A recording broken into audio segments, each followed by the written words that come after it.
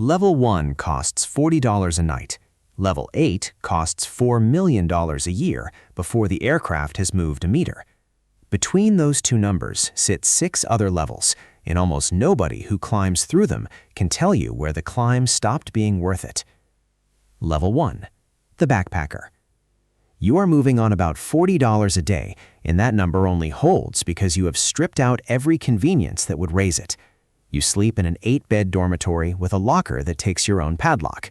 You take the overnight bus rather than the morning train, not because you enjoy it, but because a seat that is also a bed removes an entire night of accommodation from the budget. You will accept a 22-hour routing with 2 connections to save $180, and you will do the arithmetic that makes that trade look sensible. You fly the carrier that charges more for the check bag than for the fare, so you wear your heaviest jacket through the gate. You arrive at 4 in the morning at an airport 90 minutes outside the city you actually wanted, and you wait for the first bus with your rucksack between your feet. Everything works. Nothing is comfortable. You are converting discomfort directly into distance at this level, and the exchange rate is brutal but completely honest. What you cannot buy yet is the direct flight. Level 2. The direct flight. Something has shifted, and it is not really that you have more money. It is that your time has started to cost something. 2 weeks of leave a year changes the maths. A day lost to a connection is now expensive in a currency the budget spreadsheet never tracked. So you buy the $180 back. You choose the airline that lands at the main airport rather than the cheap field on the edge of the region. You pay for the checked bag at booking instead of gambling at the counter. You select the aisle seat. You book the hotel with a private bathroom and a door that locks behind you. In the first night you sleep in one, you notice how much of the previous level was low-grade vigilance you had stopped registering. You are still in the back of the aircraft. The 12 hours in the seat are identical to the 12 hours at level 1. What has changed is everything on either side of them. You are paying to delete friction at this level rather than absorbing it. What you cannot buy yet is the flight itself. Level 3. Status. You now fly 40 or 50 segments a year, usually because someone else is paying for most of them. The airline notices.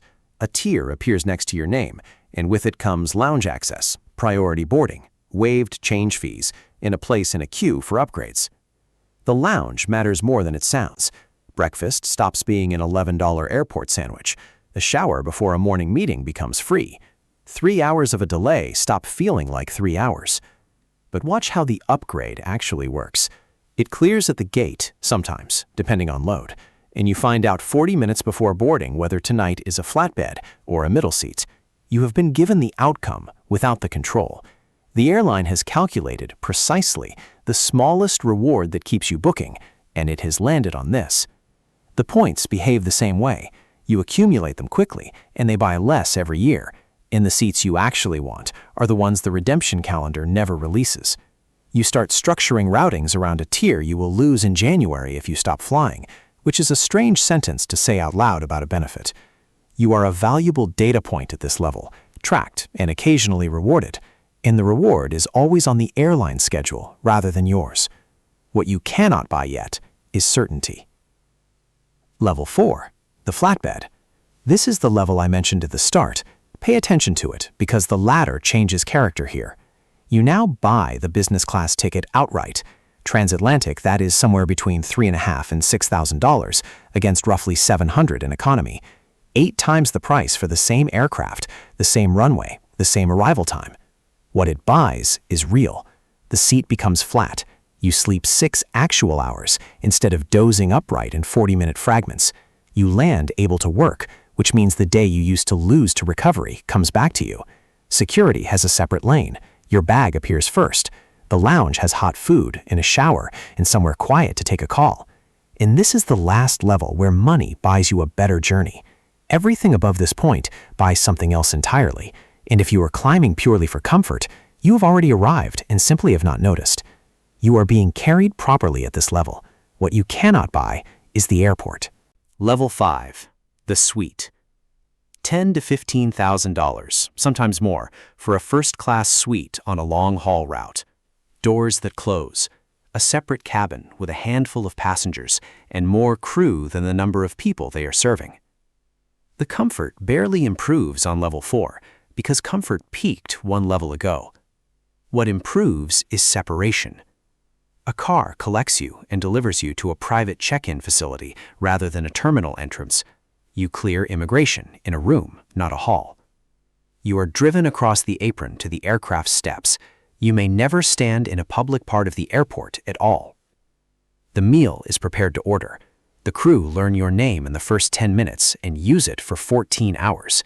If something goes wrong, the recovery is immediate and generous because the airline knows exactly what your annual spend is worth.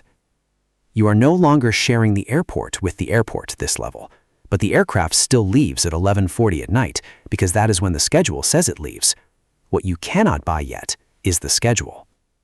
Level 6, the charter. Now the ladder stops being about seats.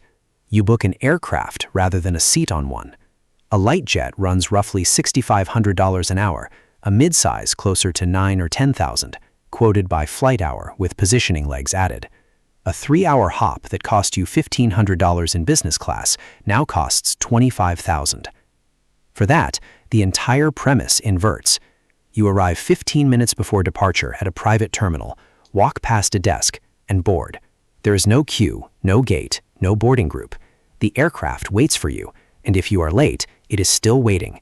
You fly into small regional fields 20 minutes from where you are actually going, rather than the international hub 2 hours away. 4 cities in a day becomes possible for the first time. You have bought the schedule at this level. What you cannot buy is the guarantee, because on a busy weekend, the aircraft you wanted is already flying somebody else. Level 7, the share. You buy a fractional interest, typically a 1/16 of a mid-size jet, which is around 50 flight hours a year. That is a mid-6-figure acquisition cost, plus a monthly management fee, plus an hourly rate every time you fly. In return, you get the thing charter cannot promise, guaranteed availability, 365 days a year, with as little as 10 hours of notice. Christmas Eve, the morning after a hurricane closes half a region, it does not matter. If your aircraft is elsewhere, the operator moves another one to you, and it is not your problem. Your preferences live in a file. The catering is right without being asked for. The cabin temperature is set before you board. You have bought certainty at this level. What you have not bought is the aircraft, because the tail number that collects you on Tuesday belongs to somebody else on Thursday. Level 8, the tail number.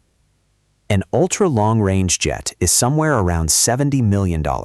Before it flies a single hour, it costs $3 to $4 million a year to hold.